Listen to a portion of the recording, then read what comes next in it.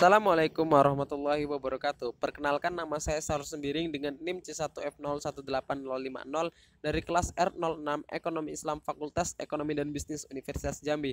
Oke teman-teman, kembali lagi di sini saya akan mempresentasikan PPT saya guna untuk menyelesaikan tugas mata kuliah akuntansi syariah. Yang akan kita bahas yaitu akad istisna. Apa-apa saja yang akan kita bahas? Yang pertama, apa pengertian akad istisna? Yang kedua, jelaskan dasar syariah dari akad istisna. Yang ketiga, sebutkan jenis akad istisna. Yang keempat, sebutkan rukun akad istisna. Yang kelima, jelaskan ilustrasi kasus akad istisna. Yang pertama, apa pengertian akad istisna? Pada dasarnya, pembiayaan istisna merupakan transaksi jual beli cicilan pula seperti transaksi murabahah muajjal, namun berbeda dengan jual beli murabahah di mana barang diserahkan di muka, sedangkan uangnya dibayar cicilan. Dalam jual beli istisna, barang diserahkan di belakang walaupun uangnya sama-sama dibayar secara cicilan. Yang kedua, jelaskan dasar syariah dari akad istisna. Yang pertama, Al-Quran pada surat Al-Baqarah ayat 275. Yang kedua, As-Sunnah, hadis riwayat Muslim yang mengatakan Nabi Muhammad hendak menuliskan surat kepada Raja non Arab. Lalu dikabarkan kepada beliau bahwa raja-raja non Arab tidak sudi menerima surat yang tidak distempel. Maka beliau pun memesan agar ia dibuatkan cincin stempel dari bahan perak.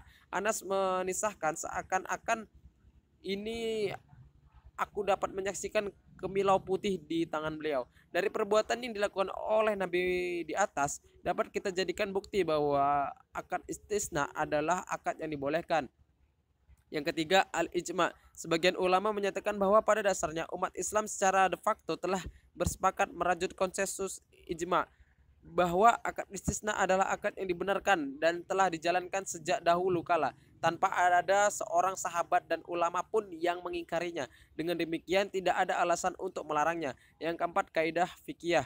Para ulama di sepanjang masa dan di setiap mazhab fikih yang ada di tengah umat Islam telah menggariskan kaidah dalam segala hal selain ibadah. Hukum asal dalam segala hal adalah boleh hingga ada dalil yang menunjukkan bahwa akan keharamannya.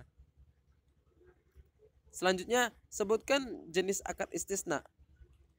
Akad istisna yang pertama, istisna yang akad jual belinya dalam bentuk pemesanan pembuatan barang tertentu dengan kriteria persyaratan tertentu yang disepakati antara pemesan mustasni dan sahani.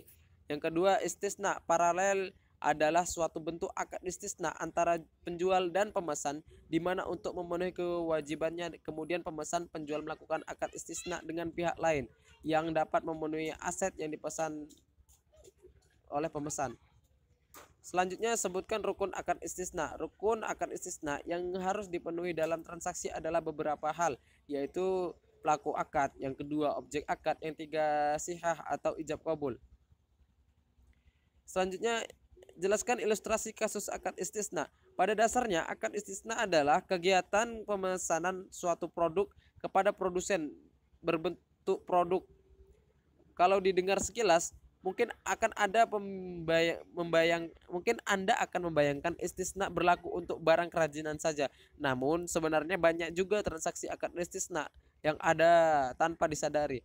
Rumah apabila dipesan sesuai dengan keinginan Anda termasuk dalam akad istisna. Misalnya ingin rumah 3 kamar, desainnya minimalis dan ada kolam renangnya. Untuk memenuhi keinginan ini, Anda bisa memesan rumah KPR di perbankan syariah yang menyediakan fasilitas tersebut.